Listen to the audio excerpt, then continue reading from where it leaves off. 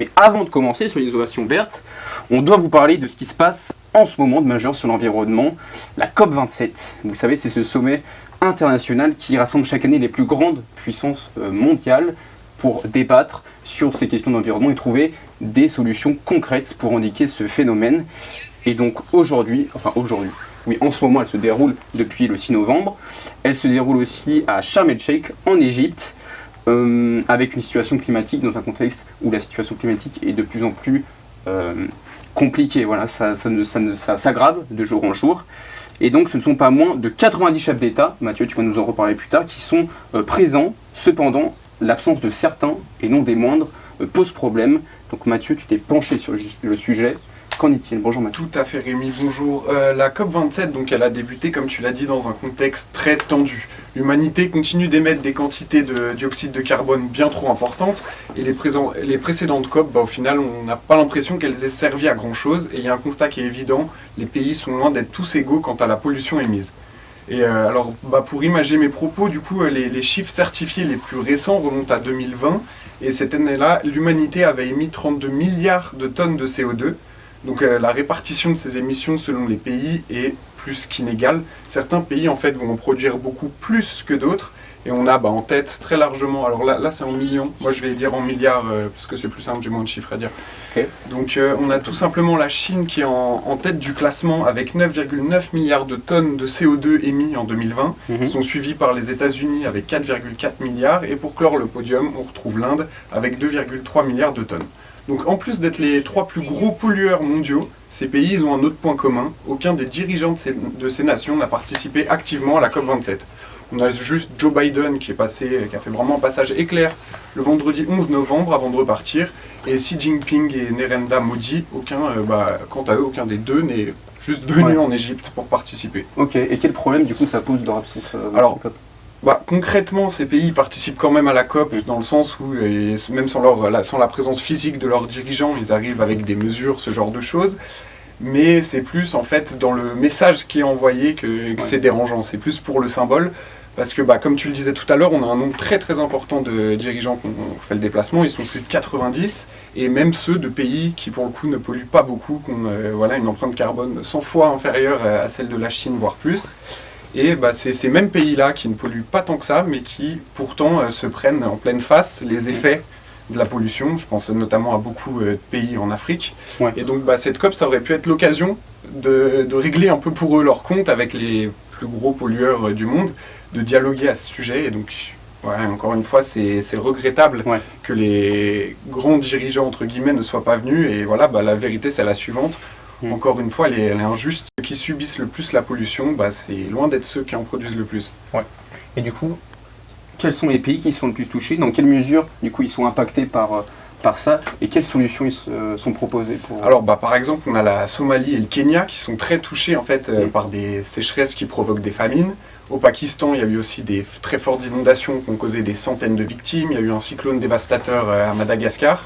Donc là on est vraiment maintenant dans le concret, les ravages du réchauffement climatique, ils sont là et on commence déjà à dénombrer des victimes. Et l'Afrique du coup c'est sans doute la zone la plus touchée, ce continent c'est le plus vulnérable face à cette crise mondiale, comme l'affirment même les dirigeants africains, qui déplorent une perte de 15% de PIB chaque année à cause des conséquences directes du changement climatique.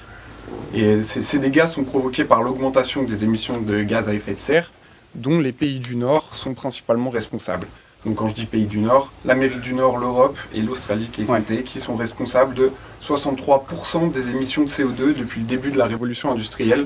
En guise de comparaison, l'Afrique, elle a émis 3% de ces émissions, donc on voit vraiment la différence qui existe. Donc pour faire face à ces catastrophes, les pays pauvres ils réclament une aide financière aux pays riches tout simplement. Et là on parle de sommes mirobolantes. Les coûts d'adaptation dans les pays en développement ils sont estimés entre 155 et 330 milliards de dollars d'ici à 2030 et entre 310 et 555 d'ici à 2050. Donc c'est des sommes qui seront jamais payées. Ça c'est très, très probable, mais au moins ça montre la marche à suivre et sur quoi il faut investir. Ok, ça marche. Et du coup la Chine, l'Inde et les États-Unis, ils n'ont rien proposé. Alors, non, comme je le disais tout à l'heure, même si les dirigeants ne se sont pas rendus sur place, ils sont quand même, les pays ont quand même proposé des mesures et ont des postures claires vis-à-vis de l'environnement justement. Ouais. Joe Biden, il a annoncé d'ailleurs ce vendredi l'importance à ses yeux de la lutte pour le climat et à quel point les États-Unis souhaitent s'impliquer là-dedans. Donc le SAM a en effet investi 370 milliards de dollars dans un plan colossal de reconversion écologique, et ce qui est un record évidemment. Et une grande partie de cette somme, elle va être investie dans les énergies renouvelables. Alors il faudra que les actions suivent, parce que mettre de l'argent c'est quelque chose, mais évidemment on attend des vrais agissements derrière. Mais en tout cas c'est un symbole très fort qu'envoient les États-Unis. Ensuite la Chine, alors malheureusement, en fait, au vu des tensions qu'ils ont avec les États-Unis, notamment vis-à-vis de Taïwan, ils ne se sont pas vraiment lancés dans des traités clairs, ils sont un petit peu en retrait, ils ne sont pas vraiment impliqués directement dans des véritables engagements durant cette COP27, mais à l'échelle mondiale, ils jouent déjà un rôle très important en fait, sur les énergies renouvelables notamment. Ils sont très implantés dans le secteur des panneaux solaires, et selon un récent rapport de l'Agence internationale de l'énergie, ils contrôlent en effet 80% des processus industriels du photovoltaïque dans le monde.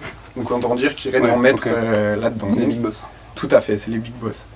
Ensuite on a l'Inde, donc le troisième pollueur mondial, comme je disais tout à l'heure, qui souhaite également vraiment s'investir dans la lutte pour le climat. C'est une initiative qui est un peu tardive, mais qui est plus que nécessaire. En Inde, la situation elle est critique. Chaque année, on a 1 million d'Indiens qui meurent à cause de la pollution. Et c'est selon une étude qui est parue dans la revue britannique The Lancet, donc autant dire que là pareil, on est vraiment dans le concret, il est vraiment temps d'agir, il est même trop tard déjà. Et donc l'Inde, elle annonce qu'elle a besoin de fonds également pour combattre justement le réchauffement climatique. Et elle encourage grandement les pays de l'hémisphère nord les plus développés à investir justement de l'argent pour cela. Et lors de la COP26, donc l'an passé, le Premier ministre indien Narendra Modi, il avait déjà demandé aux pays développés de mettre à disposition 1000 milliards de dollars de financement climat. 1000 milliards c'est beaucoup, donc tu te doutes que ça avait fait parler, et ça avait un peu semé la discorde, mais encore une fois, voilà, ça montre la position de l'Inde. Et donc juste pour finir, donc je parlais rapidement de la relation entre la Chine et les États-Unis qui malheureusement bloquait un petit peu l'avancement des choses. Et bien cet après-midi, Xi Jinping et Joe Biden se sont rencontrés et il semblerait que les tensions s'apaisent un petit peu. On verra, mais en espérant que cela pourra mener à des traités pour le climat. En tout cas, il semble qu'on a évité une situation de guerre froide, ce qui est déjà une bonne chose. Donc voilà. C'est déjà pas mal. C'est déjà pas mal. Éventuellement. En tout cas, on espère que de vraies mesures découleront de ce sommet international, même si du coup, comme tu l'as dit, l'absence de ces grands dirigeants, elle fait mal du coup à la COP27, à son image. Et du coup, dans le chat, il me semble qu'il y avait des questions. La régie, est-ce que vous pouvez me donner les questions? J'ai pas le chat. Non. Oui, sauf que j'ai pas le chat. Est-ce que les dirigeants indiens se sont exprimés sur la COP27, sur leur non-présence à la COP27, est-ce que tu sais s'ils ont parlé un peu par rapport à leur absence? Non, ils n'ont pas justifié l'absence, mais étant donné qu'ils avaient envoyé des mesures et ce qu'ils voulaient faire, en fait, non, ils n'ont pas justifié le fait de ne pas être là. Le seul qui avait, on va dire, une bonne excuse, c'était Joe Biden, vu que il y avait les midterms, les élections de mi-mandat la semaine passée, qui ont pu, je pense, lui prendre un peu de place dans la tête. Mais sinon, non. D'accord, donc pas. Est-ce que l'impact de la guerre en Ukraine, du coup, oui. Attends. Est-ce que la guerre en Ukraine pendant la COP27, pardon.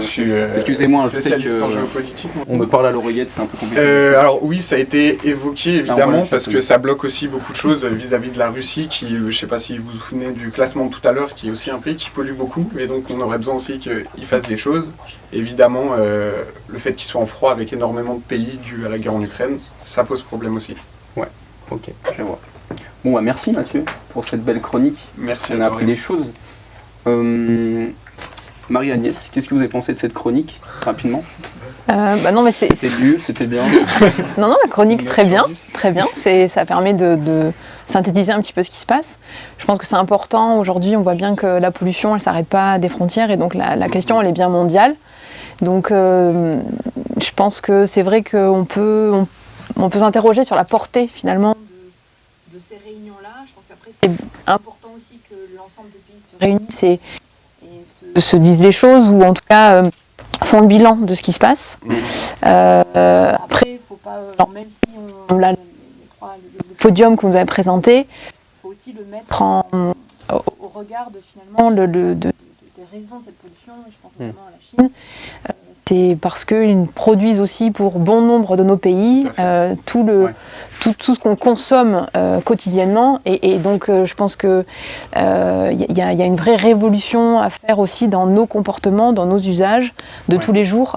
C'est pas simplement dans un chèque. Voilà. Mais voilà, je pense que c'est important qu'il y ait ces moments-là. Pour au moins faire cet état des lieux, à défaut d'être actif et proactif, mais au moins, voilà, déjà, il y a cet état des lieux partagé qui est le début finalement de la bonne route à suivre.